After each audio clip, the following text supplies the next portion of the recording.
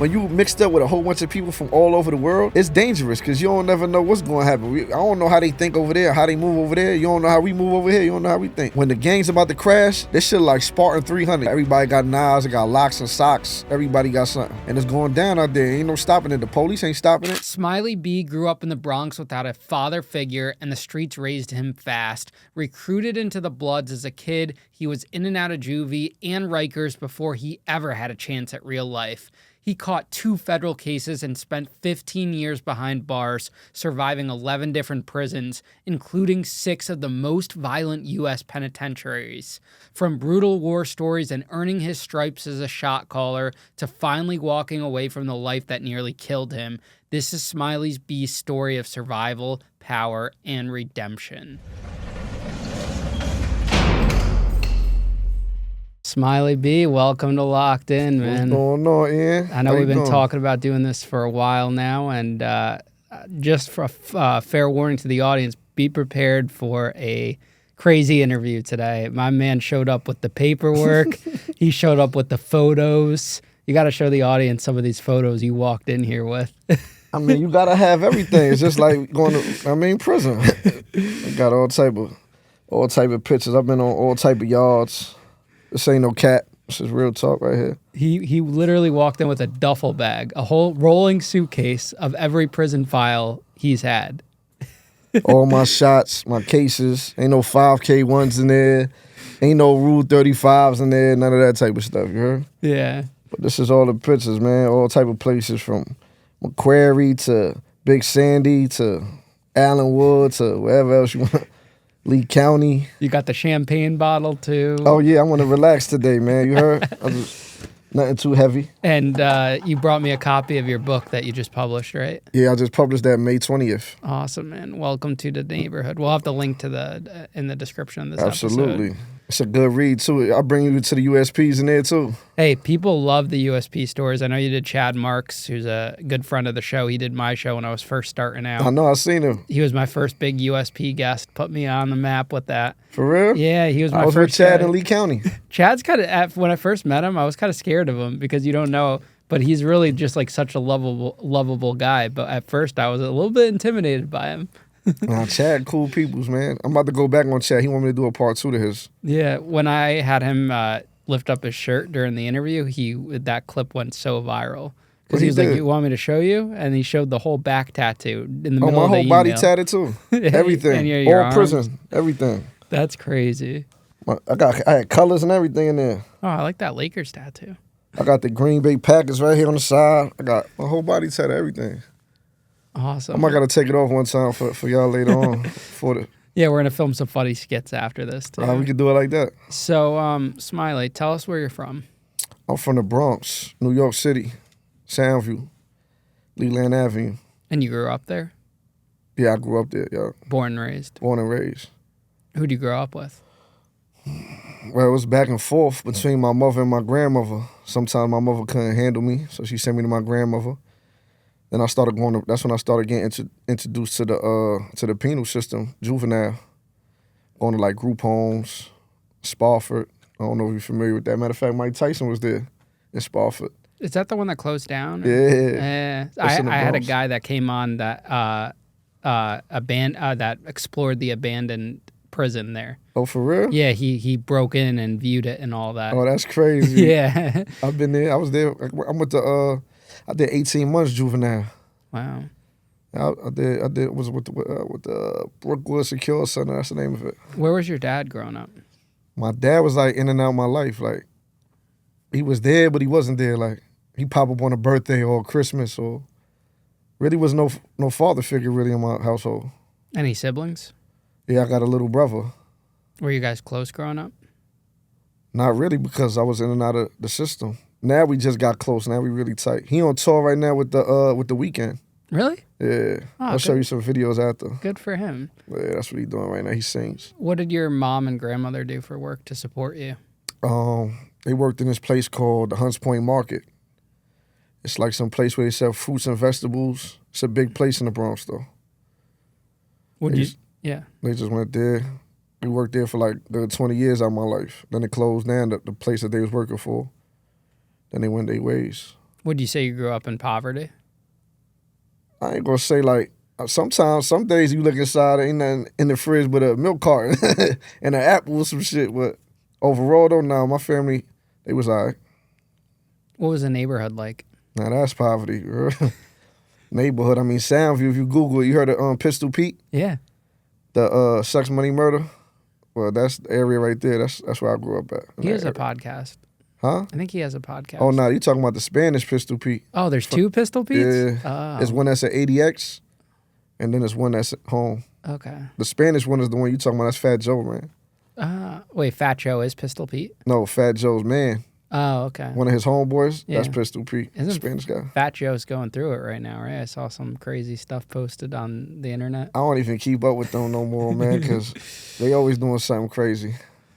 What were your aspirations and your dreams as a kid? Before you ever got into trouble, what was a young Smiley B like? Truth be told, I hated school. I always hated school. I figured once they came with that GED, I was like, I'm getting out of there. I mean, but I ain't really had no aspirations. I just wanted to be successful in life or whatever I wanted to do. Like, it wasn't no specific, I want to be a firefighter, I want to be this, I want to be that. I never had like that type of mentality. I was just like, when I find what I want to do and I fall in love with it, I'm going to do it and then go from there. I'm going to be successful, give it my blood, sweat, and tears. How would you describe yourself as a kid? What was your attitude like? What was your demeanor? My demeanor was laid back at first. You know, when I go through certain things, that's what transpired me into become who I am now. Like, the experiences I went through, like, changed me a little bit.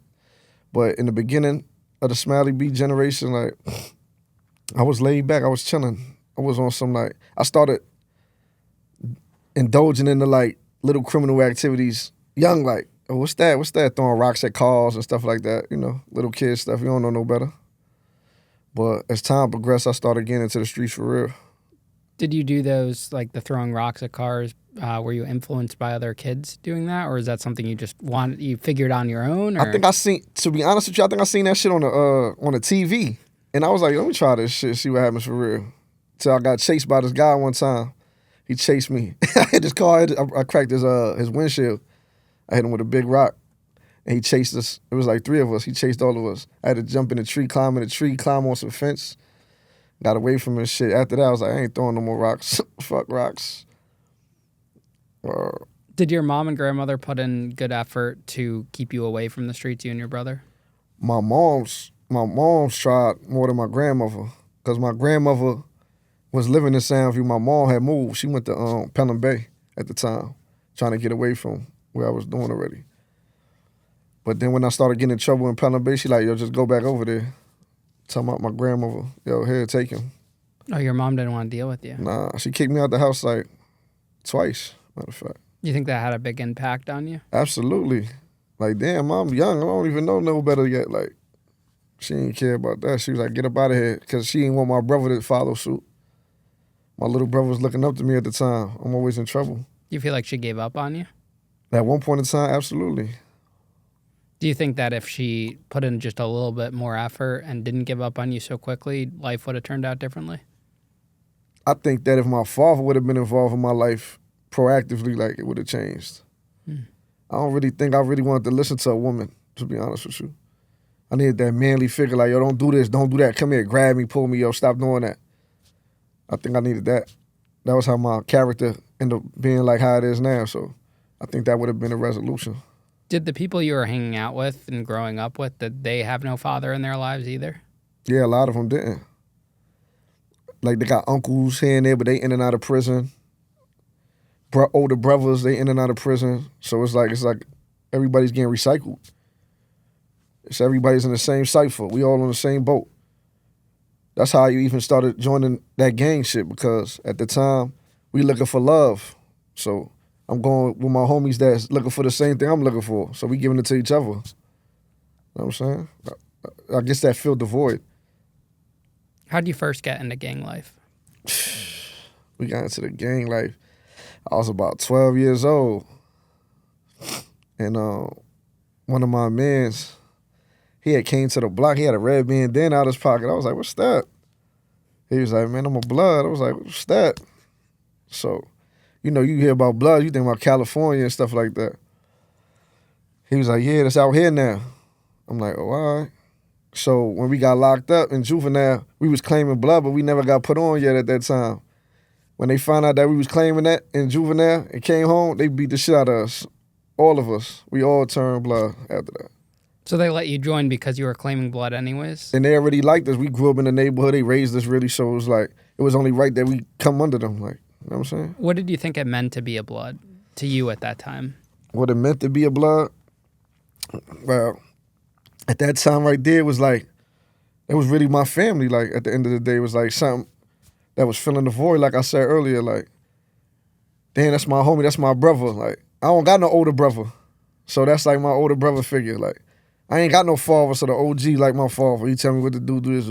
But in reality, being young like that, you don't really know what they really putting you on. Like, this is for life, this is for this. They don't tell you about, yo, you got to go do this, you got to cut this person's face, you got to do this. They don't tell you that part. You find out as you go. I found out. How do you, or what kind of love were they showing you in the beginning that you thought was love, but turned out not to really be love? Like, I used to run away from home. They let me stay in their house. I'm like, oh, he looking out for me. They used to buy new clothes for us, give us money to go to school with, stuff like that. Just showing stuff that my family wasn't doing at the time, or not doing often. Let me say that. But all those things came with a price? Absolutely. Later on down the line, not right then and there, but later on down the line, we paid the price. Do you feel like it's grooming in a way? Like as far as what? Like you're taking a young kid and grooming him to become this gang member. You're not asking him to do certain crimes or illegal activities right off the bat, but it's growing into that. Yeah, no. Like, I mean, in reality, it boils down to who you're around, who that person is. Because some people don't even do that. Some people try to school you like, now the OGs, they be trying to school you like, go to school, get an education, take care of your family. That's being gangster. That's what it is now, for real. Because to be honest with you, the streets is washed up. And I could tell when I was doing my bid from the people that was coming in. It was a bunch of garbage characters. Stealing, homos, all this other type of stuff they got going on. You know, stuff that people don't usually do in jail or whatever. You feel what I'm saying? It's like, it's frowned upon. They coming in doing that off the rip. Like, what the fuck is up with him? Where he from? Motherfucker think he from Mars or some shit. Like, who is this? You know what I'm saying?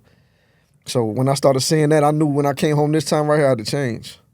I couldn't keep doing that stupid shit no more. I'm too old. I'm about to be 40 years old. Been doing this since a kid. You know what I'm saying? When was the first time they cashed in on, wanting you to do something for them? Well, that was a while ago. That was a little kid. We was on the train. I ain't take the train since forever. We was on the train or whatever, and dude had red on. He was like, yo, go press him, see what's up with him. I went over there. Yo, what's up? You blood? Nah, I ain't blood. Why you got red on?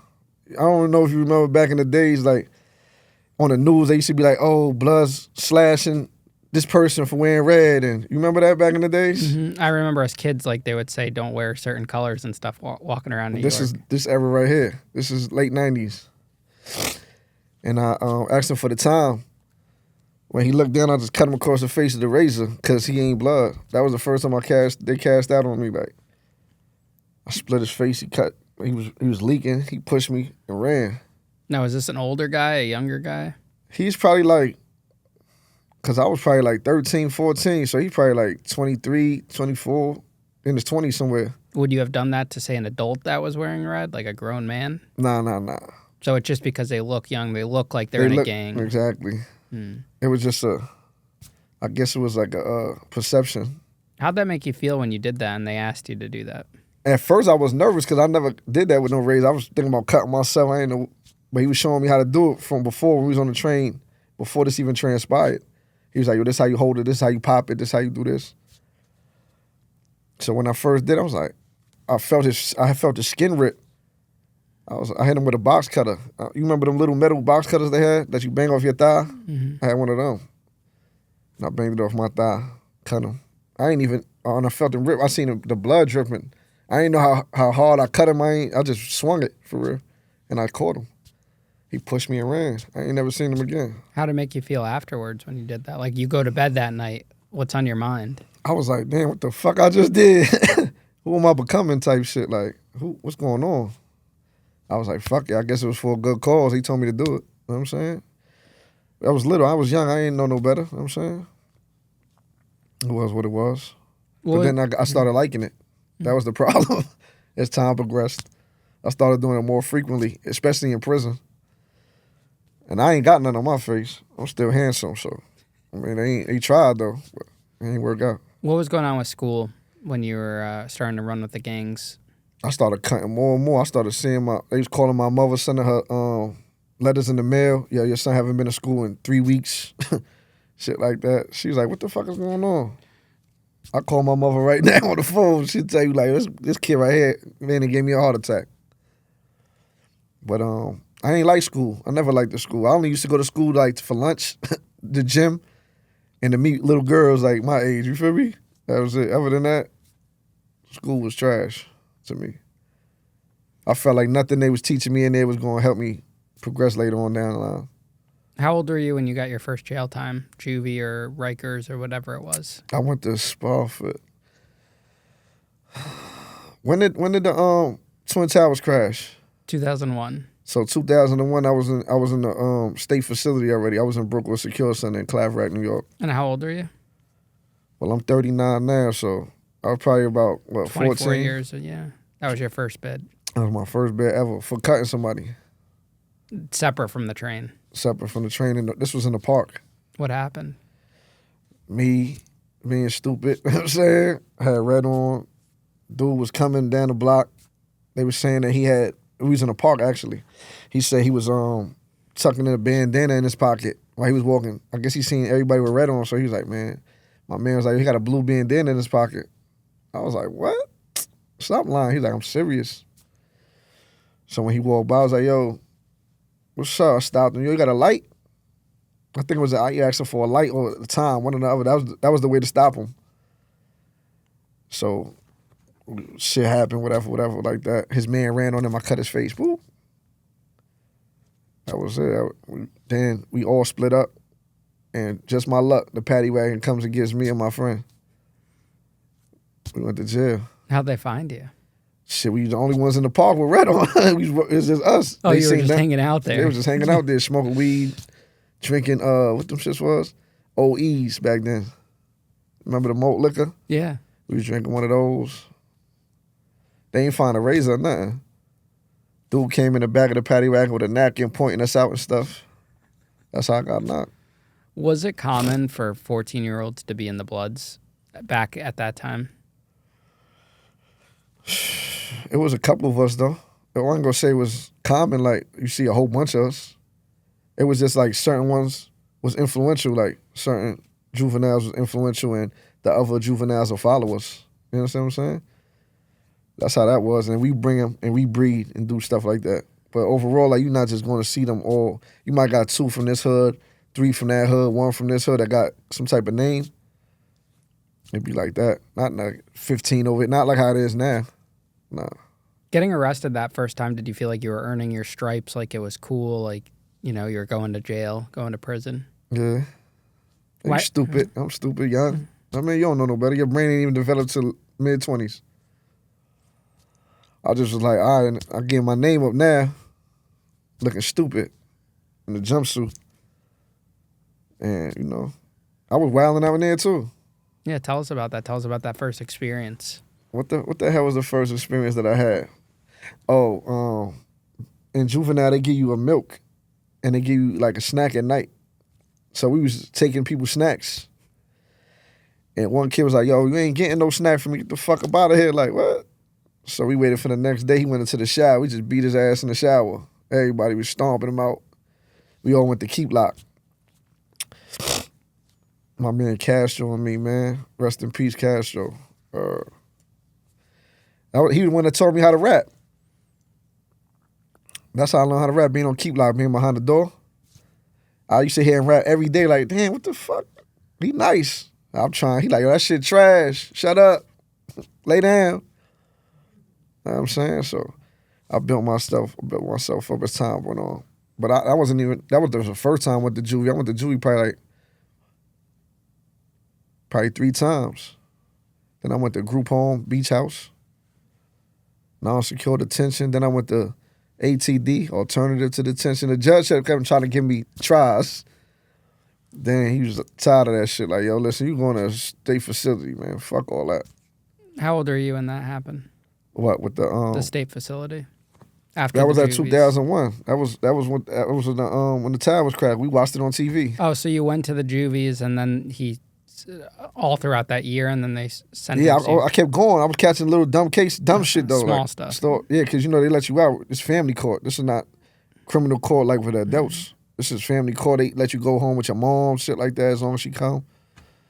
I'm not a bind. She telling the courts like, yo, this nigga is not complying with nothing. I don't know what I don't know what to do with him. I put him in the juvenile group home. I'm in that joint. I ran away from that shit. That shit was right in my hood. Ran down the block. I was chilling on the block in the block party. They like, where the fuck are they doing count? Where the fuck is this kid at? I'm down the block drinking, smoking, I'm high.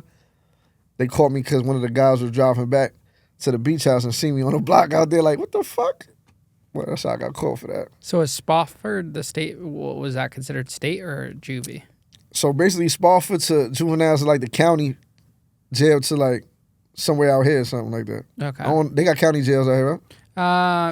Not really in the state. I mean, for the feds, we went to Rhode Island. Rhode Island? Yeah, to Wyatt. It's a private facility for the tri-state Rhode area. Island. That's far. Yeah, that's where they send. Well, it's 2.5 hours. From here? Yeah, so they send you from there. There's a holding cell in the courthouse where if you get arrested and you don't get bail, they'll keep you there for a couple hours and then they ship you off. See the juvenile facility right there, like, we can't go to Rikers Island until we 16 because they got adolescent part in 4 building, C-74.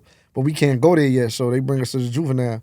I opened up one of their facilities called Horizon over there by like Brook Ave, Cypress or whatever. When I went in there, the units was empty. There's probably like 6 of us on the unit. I opened that up, then I went up. I went to Pyramid. They cut my hair off. They gave me different color laces, and that was the journey right there. 18 months, going through all type of shit. Getting restrained by the staff. They beat me. I got rug burns on my face, throwing milk, water in the sealed face, fighting in the cells. It's different in the feds though. Were there a lot of teenage gangbangers in these juvenile detention places? Yeah. More Bloods than anything. Are there Crips at all or any other type of gang members, or it's just strictly Bloods? You had a few Latin Kings. Back then that was popular. Crips you might have had like, and they was getting beat up on a regular. Probably like 3 or 4 in the whole facility. And they was going through it. They was fighting every day, all day. They knuckles was bloody, teeth missing. They was getting jumped on a regular. They wasn't allowed to live at that time. This is in the 90s, late 90s, early 2000s. Now it's not like that. Shit totally different now. Tell us about your first time at Rikers. I'm hearing all these fucking stories. I'm on a bus like, what the? I hear all these older niggas in the background talking crazy. Yo, you gotta get a razor when you get up in there, young blood. Like what the fuck is you talking about? Like, yo, I'm telling you, that shit lit over there. You going to the 4 building. They used to call adolescents. It's called ARDC. That's the name of the building for the 4 building, C-74 on Rikers Island. They had that shit standing for Adolescents Really Do Cut. That was what the acronym was for that. And I was like, what the fuck? I gotta get a razor ASAP. COs were selling the razors. They ain't really care up in there. I remember I got jumped from the house. The whole house jumped me. Because I got on the phone. They was like, yo, you just got off the phone? I'm like, yeah, they're like, come in the day room. I don't know no better. This is my first time Rikers Island. I come in the day room. They closed the door. When they close the door, you can't push the door out. The CO got to come out the bubble and open the door for you with the key. Man, they beat the shit out of me. It was like 20-something people hitting me. I'm fighting back, though, but there's so many fish flying. You got bobbing and weaving majority of the time till the CO get the fuck out the bubble. Hurry the fuck up, nigga. Trying to get saved over here. Shoot, too many niggas right here. It's 20-something people fighting. It's like a Royal Rumble in the day room. Everybody fighting me, though. I threw the TV on the floor, broke the TV. Why'd they jump you for using the phone? Because at that time, they had slot times. Like, yo, you could use the phone at 7, from 7 to 8. You could use the phone from 6 to 6:30. You had to fight for all that shit. I didn't know you had to do all that. I was with all that anyway, so you could have just told me that from the beginning. We just got it on and whatever. Plus, I knew a lot of the dudes there, so I took it like I could just get on the phone. I knew a majority of the juveniles there because we was in the juvenile facilities in Spofford together. So it's the same people. We just upgrading us with our age. Did going to Rikers make you tougher? Hell yeah. I ain't gonna front. That shit gladiator school. I ain't gonna front. That shit was way more popping than Spofford. Do you think it gave you the stamina to last in these penitentiaries later in life? I think it gave me the skill set to like be able to diffuse situations, to act. You know what I mean? Shit like that. Yeah, I could say yeah, hell yeah. Rikers Island built me for that. What happens after you leave Rikers? I'm going home. I'm chilling in the crib. I'm catching little bullshit charges here and there, like stolen cars. I used to steal cars back in the days. Steal cars, sell drugs, shit like that. That's what I used to do back in the days, whatever. And I was catching petty cases. Some of them shits, I like the last case I caught before I caught my Fed case was some bullshit ass, what the shit was? A knife in the car. I got that shit on my PSI right here. Just a violation? No, it was just a knife. They saying that it was a felony. So we in my man's car or whatever, and they found a knife on the floor when they pulled the car over it. So he not saying it's his, and I ain't saying it's mine. How big is this knife? It's a gravity knife, the one that's the butterfly shit. They used to be illegal back exactly. in the day. Yeah. Oh, y'all going to Rikers? He was like, man, it was his. I'm like, what the fuck? He took my stupid ass to Rikers. So they gave me a conditional discharge, meaning that if I stay out of trouble for a year, they throw it out. But if not, it's gonna stay on my record. And that shit actually fucked me up when I called my Fed case because it gave me points. It put me in another category. How old were you when you got caught for that knife? Probably like 17, 18. So you ended up not serving actual time for that. Nah, I just went to that. I just went to the whole system, central bookends and all that shit, fingerprints. Matter of fact, that mugshot was the case right before the knife, the one that you seen earlier. Yeah. So did they not use your juvenile records against you? Because if you, what, for the feds? No, for that that yeah, they knife gave case. me a what's that shit called? A YO, youthful offender. Yeah, that's what I got for that last knife shit. So that's why, like, because you had such a record, you were in and out of Rikers before, you would have thought that getting popped with that knife would have sent you to prison for at least a few years. Yeah, they ain't do that. But I guess they had something better for me. The feds came. You know what I'm saying? As I got older. Tell us about how you would steal cars. Oh, that shit used to be funny as hell. One of my friends taught me that shit. I'll never forget. You remember the Dawes Neons? Oh, like I know what you're talking about, yeah. You remember those cars, huh? Yeah. So you know inside the part where the window was at, it's got a rubber part. If I take a screwdriver and pop it, not pop it like too far, but pop it, I can stick my arm down and open up the door, because the handle was on the top. I just stick my little skinny ass arm in there, pop it, go inside there, take the pliers, rip the bottom off, put the screwdriver sticking inside the key ignition, and keep turning it until the windshield wipers come on. Once the windshield wipers on, I know the car coming. That's it, just like that. We used to be stem shit all over. Like I got caught for that shit. My man took the charge for me because I had an open gun charge at the time. I had to do a year on Rikers Island for that shit. What would you do once you stole the car? We take it to the chop shop. And how much are they giving you for that? It depends who working there. You know what I'm saying? Different people give you different prices. Like it might be the same guy that did a whole bunch of stuff for us. So he'd be like, I'm going to give you 1,000. Somebody might try to play you like, he see we juveniles, we young, y'all give you 300. Like 300? Nigga, the fuck is that? I bought 2 pairs of sneakers, that shit over with. I ain't taking that price right there. I'll come back tomorrow. Did you ever feel bad about stealing an innocent person's car? Did you think about that at the time you were doing it? Nah, but as I grew older, I was like, that shit was stupid as hell. I regretted it, but it was like I was already done now at this point. It's just part of my learning experience. Do you think if you thought more in the moment about how the other person, was feeling, you would have made different choices as a kid? Not as a kid, but now, yeah. No, but I'm saying if you did as a kid, would you have not made those choices? Showing more empathy towards people? Yeah, I would have shown more empathy. Yeah. Knowing what they thinking about at the time. Like, damn, he stole my car. I got to go to work in the morning. Like, yeah, I probably would have been like, damn, fuck, I'm going to drop that shit all down the block so you can have it for the morning or whatever if I knew that.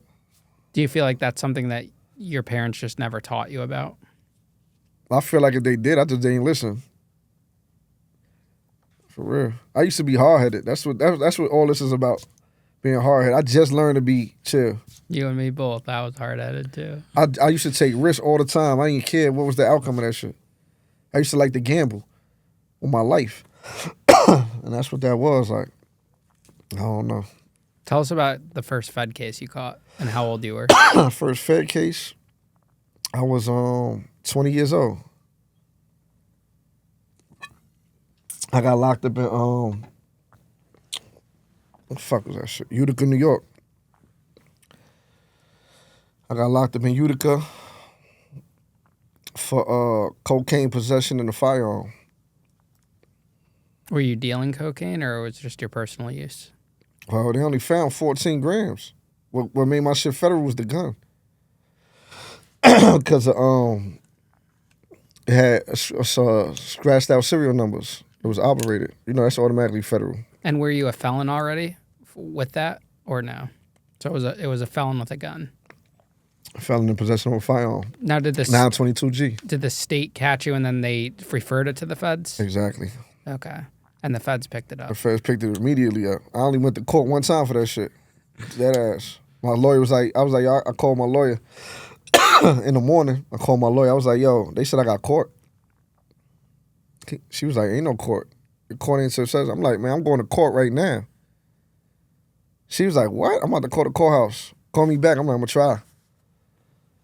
Fed, I'm going to go to court. The judge like, on the behalf of New York State versus Neil Mender, the case is being dismissed. I'm looking around like, dismissed? What? He's like, but you're being federally prosecuted. I'm like, this shit crazy. So the feds picked you up that day? Yeah, the feds picked me up. The marshals, they was in the back. I didn't even see them motherfuckers. They was in their little suits in the back. You know how they are, men in black. Came, like, yo, come on with us, buddy. Cuffed me, took me to the back. Went through a whole nother way I didn't even know they had in this courthouse. This was in Utica, New York, Oneida County. Where'd the feds take you to? Syracuse, New York. No I was bail? like, what the fuck I'm doing out here? I didn't catch no case. I never even been to Syracuse before. Then they put me in a county jail out there. Because, you know, in upstate New York, they don't got no MDC, Brooklyn, MCC, Manhattan. They got all county jails. So they just bounce you around. I might stay here for 3 months, go over here, send you to Binghamton. Send me that Syracuse. They sent me to fucking, what that shit was at? That shit was a hellhole. Auburn. Man, that shit was I was begging the judge to get the fuck up out of that spot. They had you on 23-1 automatically. That's all that was going on over there. 23-1. I was tired of that shit already. If I'm gonna be on 23-1, it's because I did something. You know what I'm saying? Not because you just want to put me on 23-1.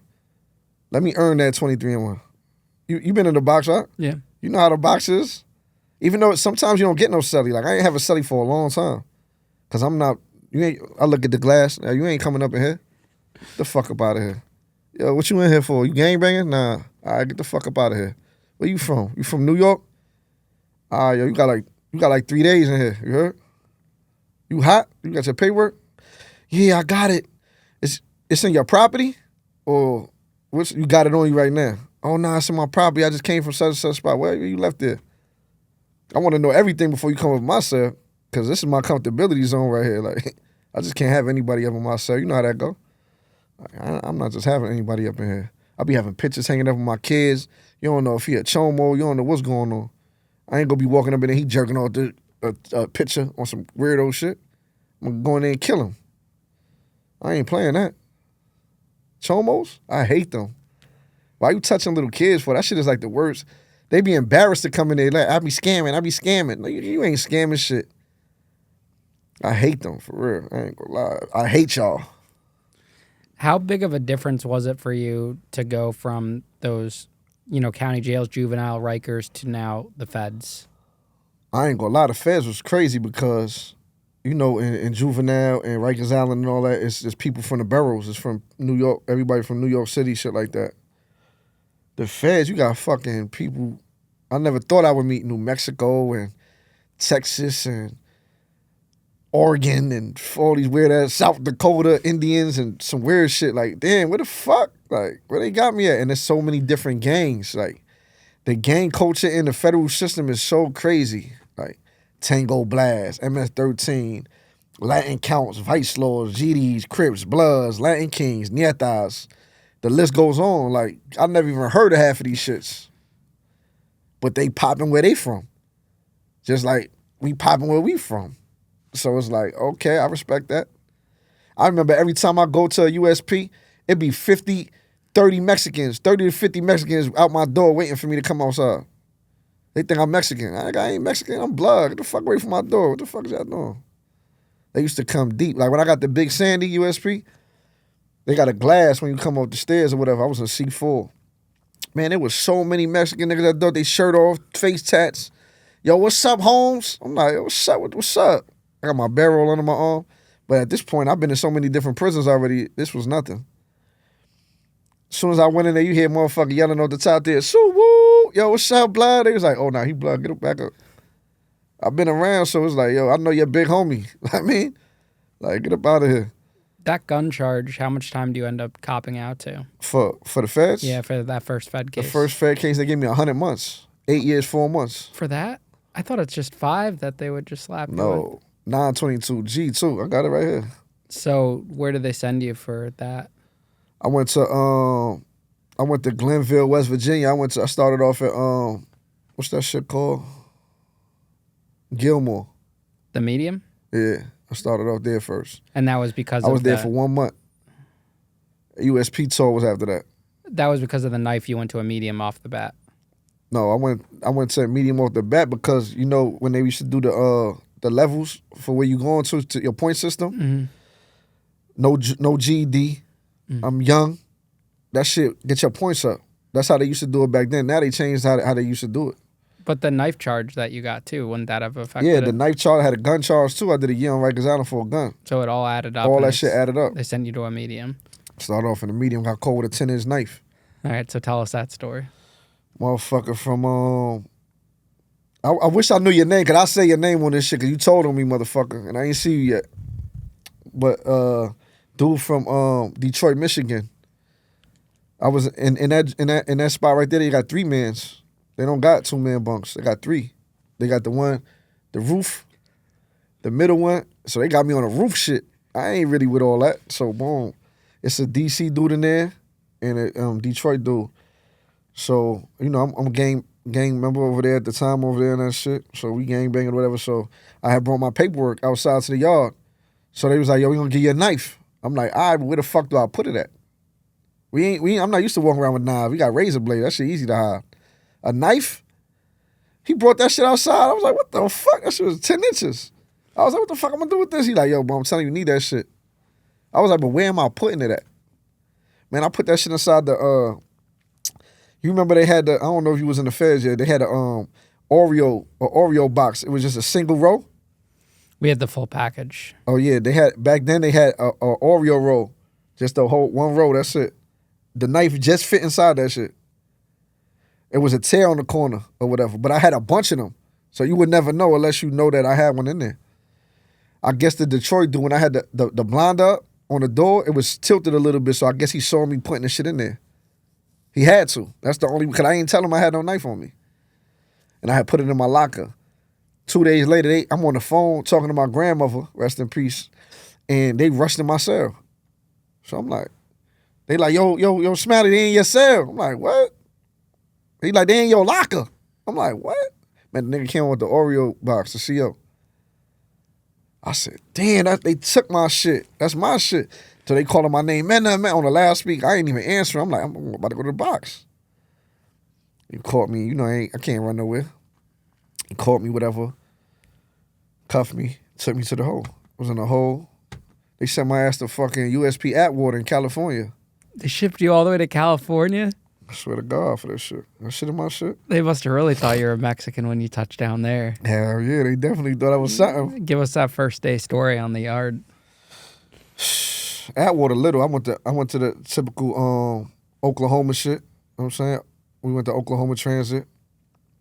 Then I went to Victorville. They had us in a holdover in Victorville. Then they took us to Atwater. That shit is all like deserts over there and shit. You know what I mean? It's about 500 Mexicans on a yard. It's probably about 300 Crips and probably like 150 Bloods. And then it's just like sprinkles of other different people. Like 5 DC people, 2-3 New York people, couple West Coast motherfuckers. That was it. The whole yard was gang central.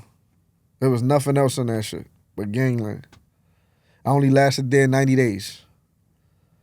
I came, had my paperwork, my property came, whatever, I gave it to them niggas. They was like, yo, you good, you solidified. I got caught with another knife.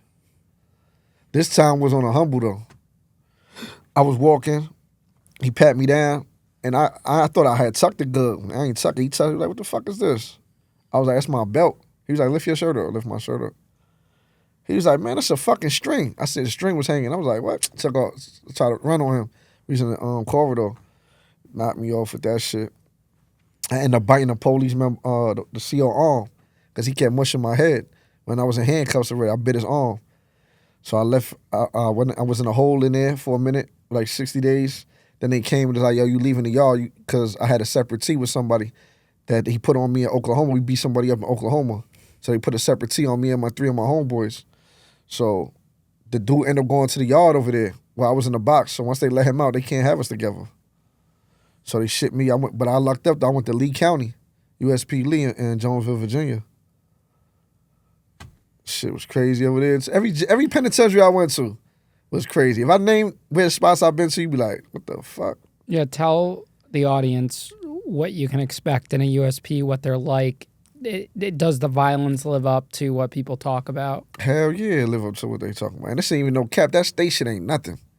These people we talking about, they state jails, that shit ain't nothing. Because it's only people from your state. When you mixed up with a whole bunch of people from all over the world, it's dangerous because you don't never know what's going to happen. I don't know how they think over there, how they move over there. You don't know how we move over here. You don't know how we think. I know this, though. When the gang's about to crash, because I've been in this predicament already, this shit like Spartan 300. You ever seen that? Yeah, I love it. This group right here and this group right here, and we just going to clash out. Everybody got knives, they got locks and socks. Everybody got something. And it's going down out there. Ain't no stopping it. The police ain't stopping it. They shooting out the tower later on when it gets too crazy. They might shoot a little smoke grenades and all that, but that shit don't even be doing nothing. But it's definitely, what everybody hyping it up to be is definitely that. Have your paperwork. I remember the first time I was in Big Sandy, the first night I got there, man, motherfucker got crunched right in front of my cell, blood all on my door. I'm like, what the fuck going on over here? And I've been hearing about Big Sandy forever, Inez, Kentucky. Like, they was cracking son over the head with a lock, breaking his shit up. His whole face was broken up. It was blood everywhere. Dude from Boston was stealing somebody's sneakers out their cell and sold it to the Mexicans. Mexican had the sneakers on it. He's the only person on the unit with these sneakers. He's like, how the fuck we got them sneakers? Oh, dude right there sold them to me. What? Came outside. He put his gloves on. The batting gloves for baseball. He got them shits on. He like, yo, it's work call. It's work call. Everybody looking like, what the fuck is wrong with this nigga? Man, he just started cracking son over the head. He was playing cards at first. Started cracking him over the head with the lock. Boom, boom, boom. Dude tried to run, get up, crack him. That shit ended up being in front of my cell. I was like, yo, get me a knife in the morning. You heard? This shit crazy over here. I don't know what's going on over here in Big Sandy. For real. Would you always run with the Bloods? Yeah, always. Blood car every time, every spot. And there was actually a blood car? But in any of these prisons? Every prison been a blood car. Only when I started getting into the lower facilities, it was like weird. Like it was blood call, but it wasn't organized or structured. So you got a person like me that been in these USPs and shit like that. I be trying to structure the yard to how it's supposed to be. Motherfuckers ain't got no blood table. They ain't got no nothing. Like behind the wall, we having bleachers we sit on. Like only the blood sit on this bleachers. Like get the fuck up. What is you ain't blood? Get out of here. Unless I be like, yo, Ian, come over here, man. Come drink with me. Come smoke some weed with me over here. Some shit like that. Then you come sit, be like, yo, Church, that's my man. Shit like that. That's my homie, whatever. But other than that, you ain't. We got everything is segregated over there in the USP. Like Yo, the Mexicans over there, the Bloods over here, the Crips over here, DC, you know, DC deep as for fuck. They like a gang too in there for real. The Muslims over here, and that shit is just segregated. You know what I'm saying? I used to be having to tell my friends, like, yo, if I crash with your car, man, I'm gonna stab your man. I don't like him. But you get out the way, though, you feel me? He like, I'm gonna crush your man, too. I'm like, damn, all right, fuck it. I ain't gonna crush you, though. And that was like a little bond we had, like a fake bond, like, to show I mess with you, like, you feel me? Did being a Blood and running with the Bloods give you more protection, or did it put you in more danger? Shit put me in more danger, because now it might be 30 of us on the yard, right? Now it's 29 other people besides me that could get into something and we gonna go. We gonna have to crash out. So it was dangerous. Because if it had to depend on just me, I was chilling most times till something transpired. Then it's, all right, I gotta work. You feel me? But overall, it's really like dangerous for real. Did you have a role, like a title or anything? I know there's kind of a hierarchy, or were you just a regular soldier? Like I had the compound in a couple spots. I had a compound in McQuarrie, me and my son had this shit over there. And in Lewisburg, I had the building, you know what I'm saying? Because it was segregated over there because it's a smooth program. So we don't get to be around everybody. But I yell out the window like, yo, Ian, yo, what's going on over there? You tell me, I write you a kite. When you write me a kite back, boom. Now I know what's going on. You know what's going on. We talking our little codes, whatever. What does it mean to have the compound or the building? Having the compound is like you control your car in the whole prison. You know what I'm saying? Like, you call the shots, like a shot caller. Do they still call it a shot caller in the Bloods like that? They just be like, he got the pound. That's what they say. Yo, he got the pound. He got the pound. You know what I'm saying? And sometimes now how the USPs is like it's split. Like a lot of USPs are split. Like they got the red side, the blue side. So you'll never see the blue side. So what they'll do is like they got a shot caller for the blue side, got a shot caller for the red side, because we never gonna see each other. It's split. That's how they've been doing it a lot lately. Now, is everything, like, say something is going to pop off, is it before that even happens, do the heads, the people that hold the keys, they go and sit down and talk amongst themselves, or is it just blow up right away? Sometimes it be like they congregate and talk about it, and sometimes it just crash out and you don't even know that it happened. I'm going to tell you this, though. The craziest shit I ever seen in the USP was in Lee County. I'll never forget this shit. This is the craziest shit I ever seen. So I'm in my man's cell with shit. He vice lord. Now we in there smoking. Shout out my man Vito. Vito, you know about this shit because you about to watch this too. So shout out Vito, man. We was in there smoking. So as we smoking weed or whatever, he like, yo, look out the window. When I look out the window, man, niggas is getting crushed all over the compound. The DC cars running up the whole GD car. It's 4-on-1, 5-on-1, 3-on-1. Everybody bleeding. They getting crunched. Them GD niggas got up out of there. That was the craziest shit because it all happened at once. It was like, it wasn't no isolated situation. It was all over the compound. The child hall, this place. They don't even know where to run. There's so many, everybody hitting the deuces. Dong, dong, dong, dong, dong, dong. They like, what the fuck? Where we going? What unit? Man, it's everywhere. Bitch, pick a unit. That shit was the craziest shit I ever seen because there was so many people involved. Know what I'm saying? Just looking out the window, you smoking weed, getting high, like, what the fuck going on out there? Nobody even knew about that. They just popped the bottle on. On GD, you got rid of gangster disciple niggas in Lee County. Some shit, I don't even know what the fuck happened. When you were in the U.S. penitentiaries, you're locked in your cell at night, right? Correct. Is that when you feel the safest? Like when those Hell bars yeah. close? Ain't nobody coming up here. I mean, you might got to beat your celly up every couple days or something like that, depending who it is. But outside of that, I'm chilling. I know nobody's coming in here. Only one that can open this door right now is the CO. That's when you relax. I could take my sneakers off because, you know, you can't walk around with no slippers and no shit like that. Like, I'm going to the shower with my sneakers on or boots on. When I'm going to the shower, it's another gang member in front of the shower holding it down while I'm in there because I got to put my slippers on in the shower. And that's the most vulnerable time while you in jail. I got soap on my face, water in my face. I can't see nothing. I got a knife wrapped around my wrist. That's it. I got my boxers on still just in case they do pop in there. I got my boxers on. We ready to rumble anyway. We going to shake. I got Crocs on, so that shit is, I guess I could fight in them shits. Nobody never tried me in the shower. You feel me? But it's gang members in front of the shower with knives, and they just protecting you. They be like, yo, bro, you got 5 minutes left, bro. Hurry up. Like, that shit get real like that. people be thinking it's exaggeration, but it's really real what's going on. If you've been there, you know. If you haven't been there, you like, what the fuck is he talking about? Did you ever see someone actually get hit in the shower? Hell yeah. I seen a couple times. Motherfucker getting stabbed or screaming, yo, CO, yo, chill. All that crazy, goofy shit. Your stupid ass should have been talking crazy. And half of them wasn't even gang members, so ain't nobody in front of the shower. They just getting crunched. They don't even know what's going on. Soap all in their face. They running out shit, blood everywhere. I done seen all that. That's nothing. Why are those people targeted if they're not gang members? Because they be talking shit, so they be talking shit to the wrong type of people. You got to know who you talking to. So it's provoked. Exactly. It's always provoked? It's always provoked. 9 out of 10 times. So you can be in, say, someone like me on one of those types of yards, not running with anyone. You running with somebody. Oh, you have to run with someone. ain't no, like you got independent white boys. They got tri-state area in some cars. They got New York. They got, I don't even think, the CT guys used to run with New York and Jersey. It really tri-state, really. But you picking a car. It ain't no you running by yourself. You out of there. You getting up out of that spot. They ain't jacking that. When you were that shot caller type figure, how much power did you have? Like, what were you able to do? Was a typical day like? Every day is an incident. It's some type of problem. He's stealing. Oh, he did this. Oh, he gambling debt. He ain't pay this.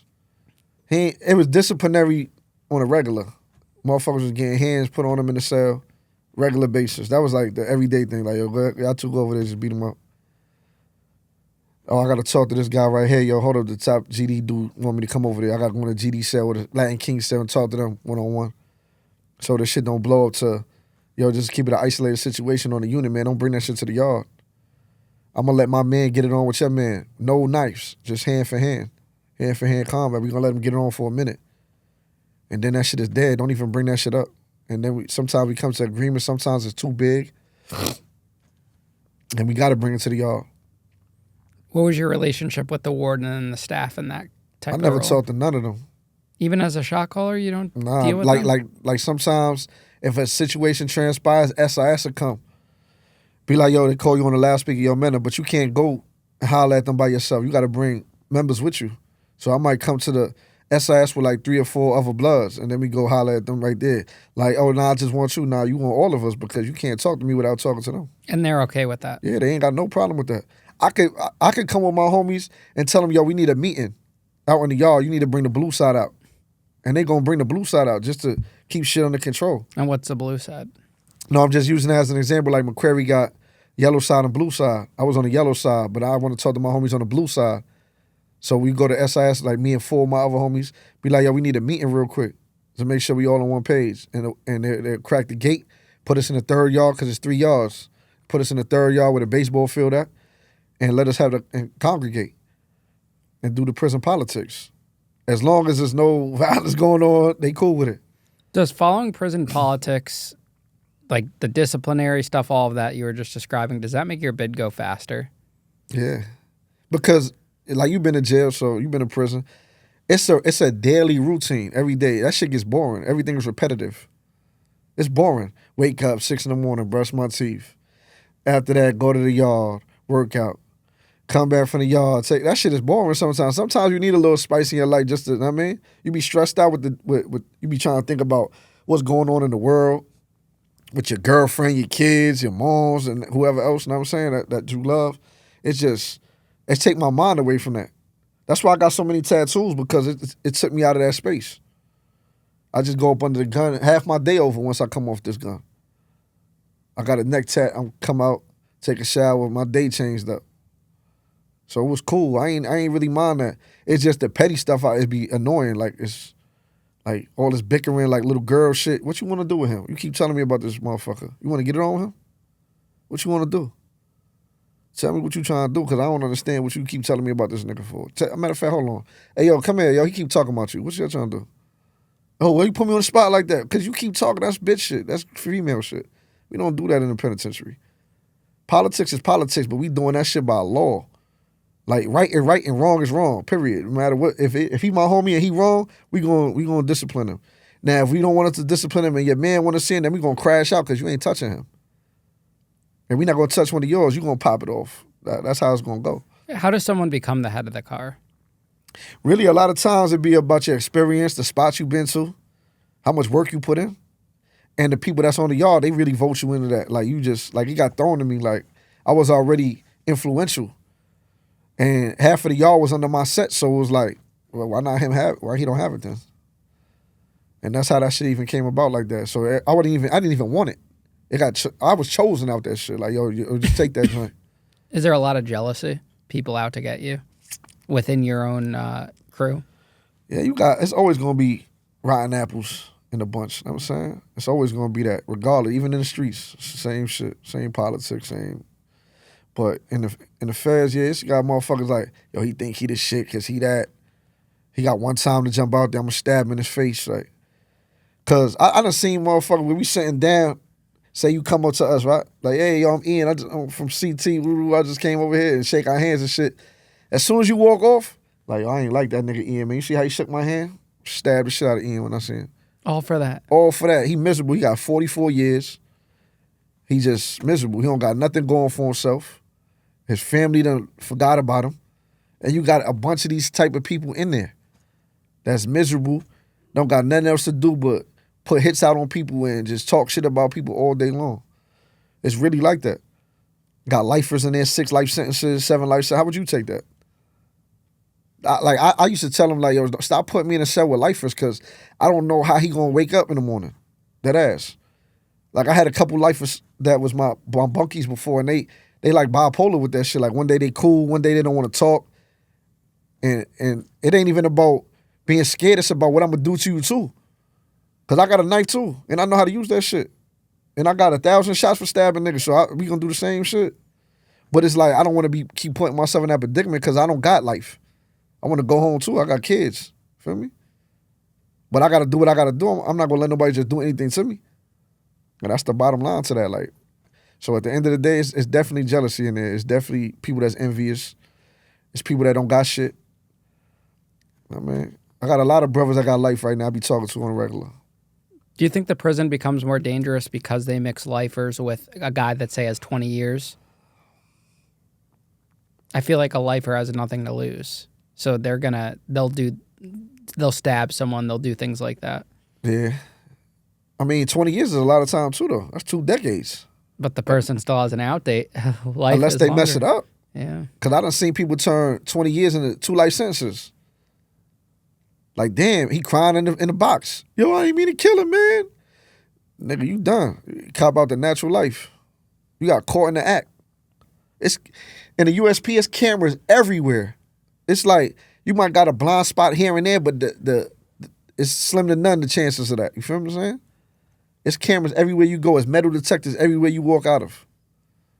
See, I ain't walking around with no metal. I got either stainless steel on me. I got copper on me. I got plexiglass. I got something like that. That's how I'm walking around the whole jail. How often are people getting charged for stabbings? They don't even. I'm gonna be honest with you. That USP shit. They look at that shit be like, man, you just we gonna give you box time. I stabbed somebody. I was in the box for 3 weeks and came right up For stabbing for someone? stabbing somebody. I had a 104 and a 201. He had puncture wound. I got this shit right here. He got puncture wounds in his face. 3 weeks. Came right out that shit. Why do you think they don't charge people for something like that? Because there's so much of it going on. It's like the box stay packed. What you gonna do? You gonna keep clearing it out? Everybody got to say half of these people got this charge. How you gonna clear that up? And people coming in there every day frequently for the same shit. What would you say the majority of the people are in solitary for, the box? Knives. In the USP, right? Yeah, in a USP. Knives. Stabbings.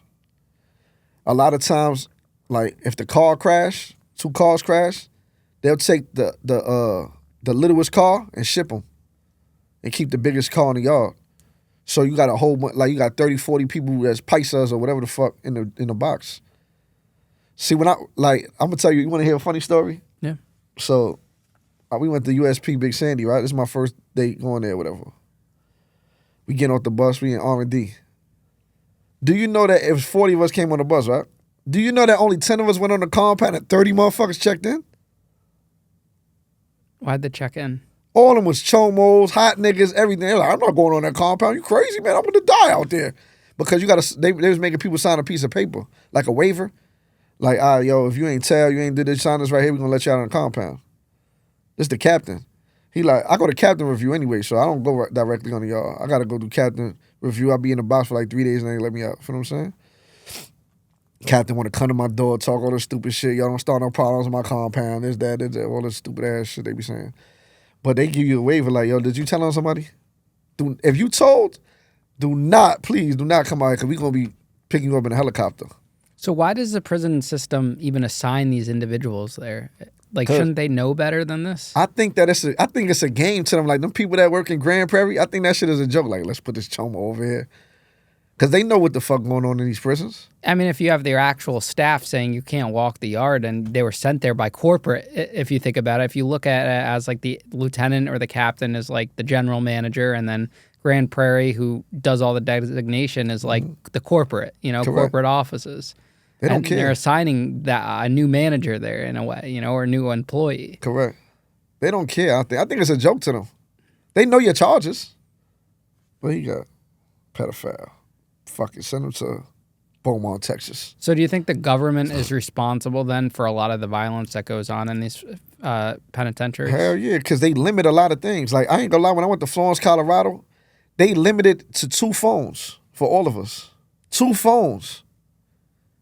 The white guys, the ABs and shit, they didn't even want to get on the phone that a black person touched. That's how racist they are. They was like, we're not getting on the phone. You got to get us another phone. They ran down on the warden. About 15 deep. Hey, you got to bring another phone to the unit. You got the blacks all on the phone. They spitting and salivas on the phone. I don't want to get on the phone. I feel uncomfortable doing that. The warden came to the unit like, man, listen, is 2 more phones going to be calming this unit down? Like, yeah. We all in the box, though. We in a smooth program. We in level 3 and 4 at the time. Motherfucker got a SWAT stick on his forehead. Like, I'm seeing shit I never seen before. Like, I'm not even accustomed to that. Not that shit scared me, because that shit ain't nothing. He bleeds just like I bleed. That's how I be thinking.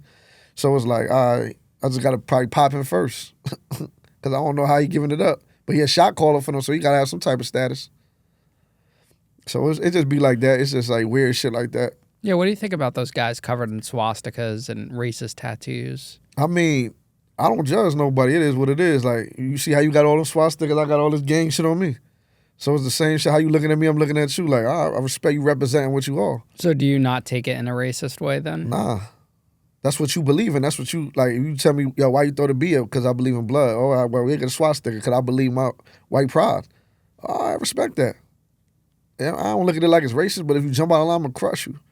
And that's how that shit go. It's a thin line right there. That's it. It's respect. All right, that's it. Keep moving. So do the black bloods feel the same way? I don't know. I never asked them. But they run with you guys, so if there's an issue with that, that, they run. then... We all crashing. Yeah. But I'm saying I don't know about if they saying it's racist or whatever like that, because for real, we don't even talk to them or be with them. And beef doesn't start over racism, right? Not necessarily. It can, depending on the situation. Every situation is different. Some is more delicate than others. Some is really, we can't even stop it. Sometimes we could politic it to where it calm down a little bit. Like, all right, yo, him and him, they gonna get it on in the bathroom after this is dead. Like shit like that. Yo, go knife for knife. Usually a lot of times in the penitentiary, all that fist fighting shit is out the window. I'm gonna keep it real with you. Niggas ain't fighting. They stabbing the shit out you, hitting you with that lock. You getting crushed. They want you out of there. A lock that the government sells on commissary. Absolutely. I don't understand it. They sell all the weapons. The government. They the ones that do. They know what they doing. They know exactly what they doing, man. The BOP knows what they doing. Why are they putting a lock on the commissary in a penitentiary? I have no fucking clue. I mean, it's already violent enough. No one's going to steal from anyone unless they want to get whacked. Like, stealing is, I mean, it happens. Don't get it twisted, because you got motherfuckers that's just coming into the system, don't know no better or whatever. But a lot of times, though, that stealing shit is unheard of, really. Like, motherfuckers ain't going to your cell. Because there's so many eyes watching you. Just be like, yo, yeah, Ian just went in your cell. Like, what? Ian, come here. What the fuck you went in my cell? I'm going to get a rice. Like, you know what I'm saying? So somebody going to tell me that you went in my cell. It's always somebody watching. It's so many people. You know how the units are? 4 dicks, when using 4 dicks, right? How many fucking people's on the unit in Fort Dix? It's 2,500 each side. I mean, there's 12-man rooms, and people don't want to walk into a room without, knocking Exactly. and also checking to see the room. But I guess the good thing about 12-man rooms is there's usually always someone in there. So we'd like if there was like a guy that was always reading in there or was a homebody in the room, because then you would know your shit's secure for the day. Absolutely.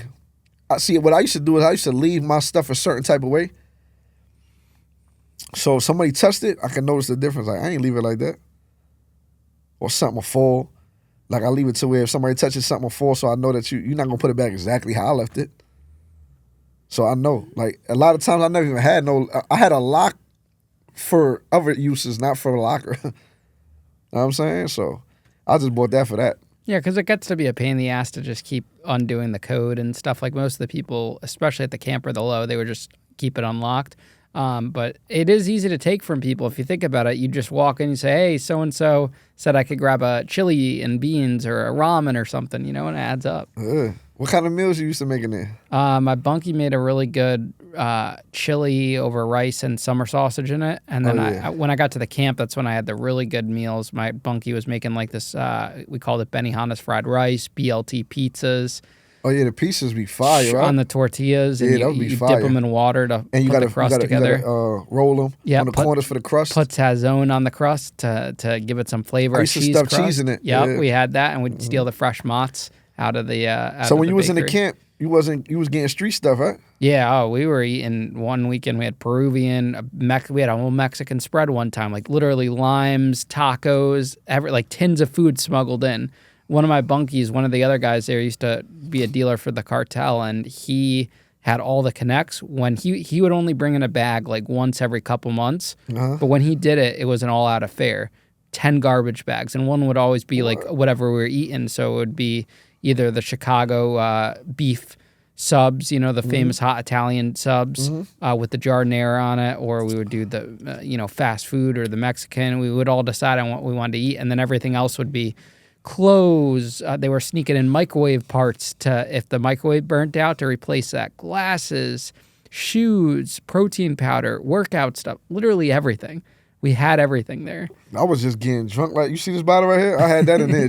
Same shit like this. I'm sitting on my bunk like this, drinking this shit just like this on the phone. I think that was the first big realization I had when I went from the low to the camp, because in the low, they'd have cell phones and drugs. But they're not sneaking in liquor or anything. But at the camp, guys are walking around casually. How much was the phone over there? At Fort Dix? Yeah. Fort Dix at that time, on the cheapest phone you could find was like $800 to $1,000 on the low end. Then they range all the way to $2,500. But the compound was starting to dry up a little bit, so prices were going up. I got to the camp, they're $200 a pop. At $200 a pop, you should not be getting caught. You throw that shit. I don't give a fuck. I'll buy another one tomorrow. Exactly. But at $800 or $1,000, it's a little more expensive. But I remember seeing new guys would come on, they'd buy it, get popped, and go and buy another one. In a low, it was $3,000 for one. It's crazy. My man told me in the spot he was at, it was in West Virginia. He said it was $10,000 for the phone, $5,000 for the charger. He in the medium. Yeah, the higher up you go, the more expensive it is. Now, let me tell you this. In all the time I've been in the penitentiary behind that door, I never seen a cell phone. Never, ever. Why do you think that was? Because the security is so crazy in that shit, right? Just for the CO to get in is a mission. Now, I seen COs fucking, having sex and shit like that. With the inmates. Yeah, secretaries leaving panties in your cell. I seen shit like that. That's a fact. My man actually got one of the secretaries pregnant, and she got walked off the yard. And her husband was a captain there. He was embarrassed. Red, stupid looking motherfucker, right? Out of shape, looking crazy. His wife was getting fucked. She got pregnant by the inmate. He walked her right off the yard. I used to flirt. I only had one shorty one time in Lewisburg, but I couldn't do that well because I was in a box. We used to write each other letters. She sent a letter like, when they kind of get the mail up under the door, she'll slide a letter up under the door like, that's for you. Look, she got a lipstick mark, kiss on there. I ain't never get to smell her panties and no shit like that. But she was a guard? Yeah, she was a guard. She was new. She was a rookie too. Had her. I was talking to her on the crack of the door. She used to always tippy-toe over me to see what my cellie was doing. I'd be like, act like you sleep. She coming. But don't the other guys snitch on you, especially in the shoe? So what I used to do was, this is how I used to get around her, right? For one, I talked to her after 12 midnight because she doing the graveyard shift. What I do is in Lewisburg on the tier, they got big ass fans. You know them loud ass fans. I tell her cut that shit on while we talking, so they can't hear what the fuck we talking about. Mm-hmm. And I'm at the crack of the door talking to her like, yeah. So she never wanted to pop the door for you? She can't. The cameras is on the tier. Oh, so they didn't see her just talking to you? Yeah, but I could be saying anything. They don't know what the fuck we saying. Okay. I could be saying, I could have her at the door half an hour. She'd be like, all right, let me get off the door. Let me spin. I'll come back. What do you think attracted her to you? My tattoos. That's what she said. I was doing burpees in my cell one day. She see all my tattoos. She's like, oh my God, you're tatted. I'm like, yo, what's up? Let me holler at you. She was like some little House of Diddy joint from Pittsburgh or some shit like that. She was from PA. Little chunky Italian chick. She was cool as hell. I had her for a minute. She used to give me extra trays. She used to do my laundry first, bring it back. Motherfucking my mail. I'll be the first one to get mail on the tier. Motherfuckers used to ask me like, what's up? When it's rec time, she come get me. She don't go to no other cell. She come get me, handcuff me sometimes. But you could have had a guy with tattoos anywhere in the world on the street. I don't know. Maybe, I don't know if it's that Bronx swag or what's going on. Bronx swag. I don't know what she wanted, man. She wanted something, though. I had her number and everything. I hit her when I came out. Now, all these different penitentiaries you went to, that was all through the course of this 8-year bid? Yeah, that was through the 8 years. When I came, I was home. I came home in August 1st, 2014, off that 8 years. Out of the 100-month sentence, I did 96 months out the 100. How much were you supposed to do? I was supposed to came home in 2012. I ain't come home until 2014. So you lost 2 years of good time. Yeah, I only had 4 months left on the back end. And that didn't bother you at all? Yeah, I was embarrassed. I never told my family that. That's embarrassing. How am I tell my son that shit? Like, yo, I was just being an idiot in jail. That's why I ain't come home to you. But why didn't you think about it in the moment? Because it was so much shit going on, and it was just overwhelming at the time. Like, only time I really got to sit down and think. And when I get up in the cell, I'm going to sleep. That's the only time to think, though. Because 9 out of 10 times you in the yard, you in the chow hall, you in the gym, you over here in the law library, you everywhere. So it's like, I had no time to sit down and think for myself. Like, it's not like I could go outside right now to a pond or a lake and be sitting there like, man, fuck is life about? I can't do that. There's so much going on. Then I go in my cell, my cellie want to run his mouth. If I have a cellie, if not, I'm going to sleep right there. That shit, it's like, but now that I look at it, I was embarrassed to even tell people that. Like, that shit was embarrassing. So you come home in 2014 on that. What happened? Came home August 1st, 2014, went to the halfway house in the Bronx, whatever like that. I was doing good for a little while. I had a job, whatever. Then I went right back into the street shit. After a while, bills was piling up. I was about to have a daughter. This was about to be my second kid. I was like, damn. I just jumped out there. My code D for this case right here. You know what I'm saying? His phone was tapped. So I had dropped him off one day. And they ran my plates. I didn't even know the feds was watching him. Feel me? He was already under investigation the whole time. And they ran my plates to my car, to my Benz. And when they ran the plates to my Benz, they seen I was on federal papers. They called my PO. My PO liked me though, you know what I'm saying? So she was like, she called my phone one day. She was like, yo, Mr. Mena, what you doing? I'm like, I'm at work right now. She was like, yo, listen, whatever you doing right now, you need to stop doing that shit because your name got ran. I was like, what you mean? I ain't doing nothing. She was like, yo, listen, your name not getting ran for no reason. If you in the streets, get the fuck out the streets right now because you about to be under investigation, and hung up the phone on me. So boom, I'm like, what the fuck? And it proved true because I get pulled over one day on the side of the highway. This before the weed was legal. This was like 2015. No, this was 2016. The dude said he smelled weed in the car. He lying. But I got weed in the trunk though. I had 2 pounds of weed in the trunk. You know what I'm saying? But they couldn't find it. It was in the stash. So the only thing they could smell it a little bit. So I had a little clip inside the ashtray or whatever. So they was like, they bringing the dogs. So I was like, all right, I'm with my man, with my right hand. So we sitting there. He on papers too. We sitting there. I'm like, damn, we going back to jail right now. The Chinese officer came back over there. He was like, yo, go to the gas station down the block, get you some munchies and shit like that. And don't let me catch you on the highway no more. Here's your ID. Have a nice day. He went from getting the dogs to have a nice day. That's how I knew I was under investigation. With the feds? Yeah. So what were you doing with this guy? Selling drugs? Picking up from him? Your Cody? We wasn't. I just dropped him off to wherever he was going. I don't even know where the fuck he was going. He's like, I need a ride. He didn't have a car at the time. So why would they be interested in you? I don't know, but I know as time went on, I guess we all got intertwined into some tangled web, and I started selling drugs again as time went on myself. With him? No, without him. Okay. But the people they was all intertwined with each other. So the lady that was in our case, she was working for the feds to get her husband home. And that's how I got intertwined. So she was like, she always used to try to warn me, but I never paid attention to the signs. Because if I would have had sex with her, the feds couldn't even fuck with me. That was a breach of their shit. I never caught on to what she was saying. She like, yo, come sleep with me, come do this. I never paid attention to her. She a crackhead. What the fuck? I'm not paying attention to her. I'm not looking at you like that, shorty. Got saggy titties and shit like that. I'm not attracted to you, man. You feel me? And it went downhill. Once they read my place and my PO knew about that, probably like 6 months later, they came, kicked my door down. Why they kicked my door down, kicked my Cody's door down. It's just me and him on the case. He got 8 years, I got 9 years. What did you get picked up for? Distribution of heroin and another gun. Another gun. My judge went crazy. Did you go to the same judge you had the first time? Nah, hell no. Because the first one I got caught up in Utica, and they sent me to Syracuse. That's where I was getting sentenced to Syracuse. This one I got in Southern District. Why are you still messing with a gun?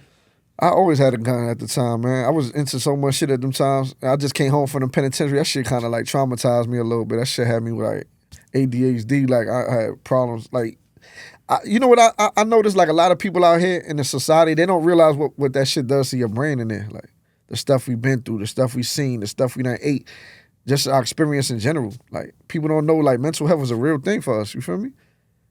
Like, when you used to be in a box, you used to sit down like, damn, what the fuck am I doing here, right? Bro, that thing can mess you up. Those first, 20 minutes just being in there, you feel claustrophobic, and it's... I did 3 years in the box.